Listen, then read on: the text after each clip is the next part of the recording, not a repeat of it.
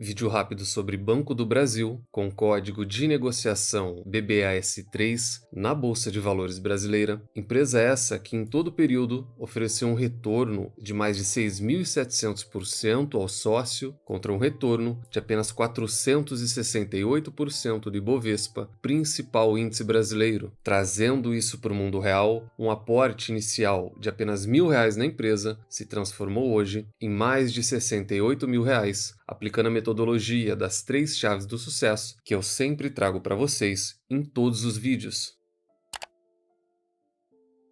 Um vídeo muito rápido para a gente falar do setor bancário, principalmente do Banco do Brasil, por conta de algumas notícias não muito favoráveis para a empresa, mas também por conta de uma extremamente favorável, de um estudo do Itaú BBA, que coloca o Banco do Brasil como a melhor empresa, como a melhor pagadora de toda a Bolsa de Valores para os anos de 2024 e 2025.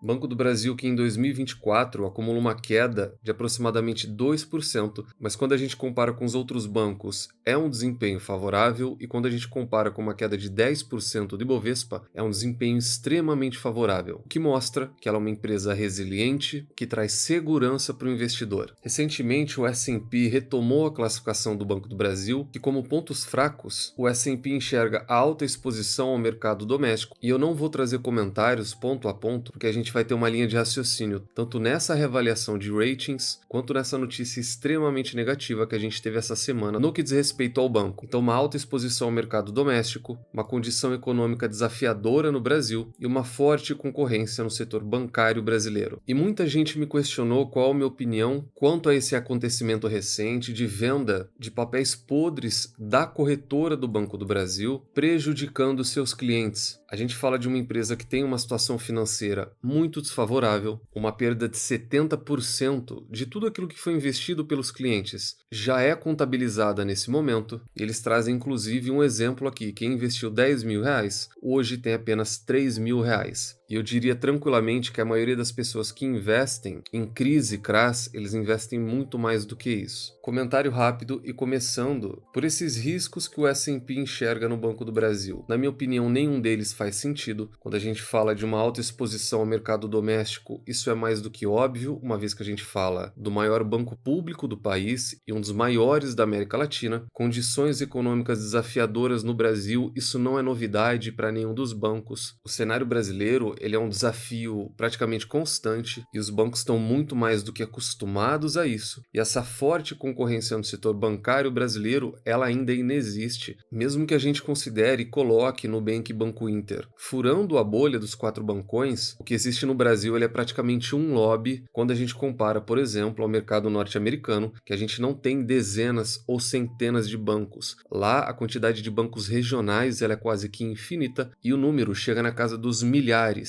Com uma concorrência muito alta, muito forte, a rentabilidade e a eficiência dos bancos lá de fora são muito menores do que a nossa, exatamente porque não existe concorrência no Brasil. E quanto a esse acontecimento, ele é apenas mais um. Aconteceu há um tempo atrás com os COIs, no caso da XP, está acontecendo agora no Banco do Brasil com certificados de agronegócio. Quanto ao impacto, que eu fui muito questionado, ele vai ser praticamente zero para o banco. A gente fala do Banco do Brasil Corretora, que é uma das maiores, se não a maior do Brasil, muito forte, muito representativa, e esse valor de emissão ele é praticamente nulo no resultado do BB Asset e do banco. O que vai existir de maneira muito breve é uma quebra de confiança e isso, infelizmente, não vai parar de acontecer. As pessoas ainda não entenderam algo muito simples, que é quem aprende não depende. A gente recebe na nossa comunidade todo dia pessoas que passam por isso e é quase que uma missão diária resgatar essas pessoas, trazê-las para um comportamento correto, entender o mínimo de uma análise fundamentalista, entender o mínimo de proteção de capital e fazer elas entender que o único ponto de vista, a única opinião que interessa é a delas. Se todo mundo agisse assim, grande parte dessas perdas de gente que investe 10 mil e hoje tem 3 mil e tem que agradecer, porque no caso da XP as pessoas inclusive saíram com um prejuízo milionário. Grande parte disso tudo seria eliminado. Isso nunca vai cessar porque a gente não consegue atingir todo mundo para trazê-las para um lado de pensamento correto, comportamento correto, e sem um comportamento correto, sem estratégia, estratégia, o investidor ele deixa se levar e acaba aceitando tudo aquilo que é dito para ele. Na minha opinião, o que o investidor deveria fazer é deixar de lado esses ruídos que não vão ter impacto relevante no banco, focar no operacional, que é a base fundamental da nossa metodologia, que fazendo isso e olhando para o longo prazo, o resultado desse investidor vai ser muito satisfatório.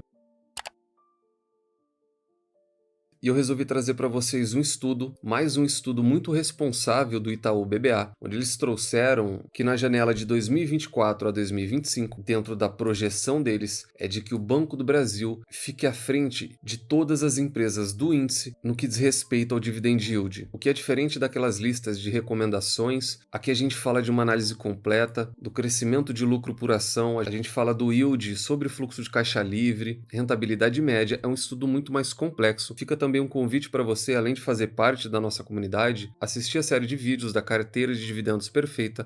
Ela é baseada em cima de estudos como esse, estudos sérios, responsáveis, com muita base numérica. É uma lista consideravelmente grande e nas 5 posições a gente já começa a enxergar algo muito interessante. O primeiro ponto e na primeira colocação a gente tem o Banco do Brasil com um dividend yield médio acima de 12% para os anos de 2024 e 2025. Vale muito a pena o sócio que já estava posicionado no banco aproveitar esses proventos, aproveitar esse momento, que realmente ele é muito mais do que satisfatório, e manter um dividend yield acima de 12% é algo muito difícil. E o segundo ponto é que, diferentemente daquelas outras listas e estudos que a gente vê, nesse caso a gente tem apenas Petrobras e a gente tem a PetroRecôncavo, apenas 2 empresas cíclicas no nosso top 5, e caso a gente venha para um top 10, a gente teria também apenas a Vale, ou seja, em um ambiente em que a gente tinha nos últimos 3 anos apenas empresas cíclicas, a gente tinha Petrobras, Vale e a própria Semin sempre nas primeiras posições. Hoje a gente já enxerga apenas 3 empresas cíclicas nas 10 primeiras posições. A gente enxerga essa diferença, por exemplo, quando a gente vê a recomendação de ações com maior potencial que a XP fez no início desse ano. A gente tinha Petrobras, Semin, Vale, Prio, um ranking totalmente liderado por empresas cíclicas com yields na casa de 20%. Eu sempre trouxe que isso é difícil de sustentar e por isso o investidor tem que ter cuidado e fazer o papel de estudo individual dele para não comprar essas companhias, porque assim como elas, o dividendo dela também é cíclico. Quando a gente olha para empresas como Banco do Brasil, CPFL, BB Seguridade, Taesa, Vivo, Semig, a gente começa a enxergar empresas muito mais confiáveis, ou seja, a chance desse ranking se repetir em 2025 ela é altíssima e muito provavelmente para 2026 talvez a mesma situação. E é principalmente por isso que eu resolvi trazer esse estudo muito completo do BBA e com uma ótima notícia que o Banco do Brasil vai ostentar pelos próximos 2 anos o maior dividend yield de todo o índice.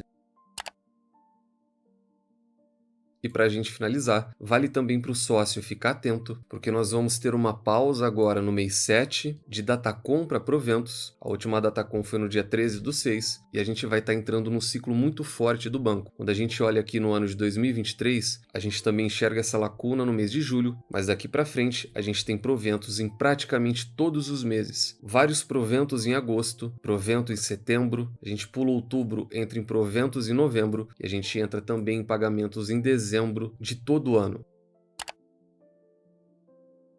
De maneira bem rápida, a gente vai calcular o preço teto e a gente enxerga que a segunda metade do ano do Banco do Brasil ela é sempre mais favorável. A gente tem pelo menos mais 4 pagamentos que o banco sempre faz, enquanto na primeira metade, geralmente o banco faz 3 pagamentos. Então, para quem é sócio ou pretende ser sócio, vale muito a pena ficar de olho nos dividendos do segundo semestre. Quanto ao preço teto, no último ano fiscal a gente teve um dividendo de 2,28 e o mercado já trabalha para esse ano com um dividendo que pode flutuar de 2,60 até 2,80. Isso tudo só depende do banco. Caso a gente trabalhe com um provento mínimo que é de 2,60, dividido pela cotação atual do banco, a gente teria um dividend yield na casa de 9%, muito próximo a 10% e muito em linha também com o dividend yield atual. Caso o investidor seja mais otimista e projete um dividendo na casa de 2,80, a gente teria um dividend yield próximo da casa de 11% e muito em linha também com esse estudo feito pelo Itaú BBA.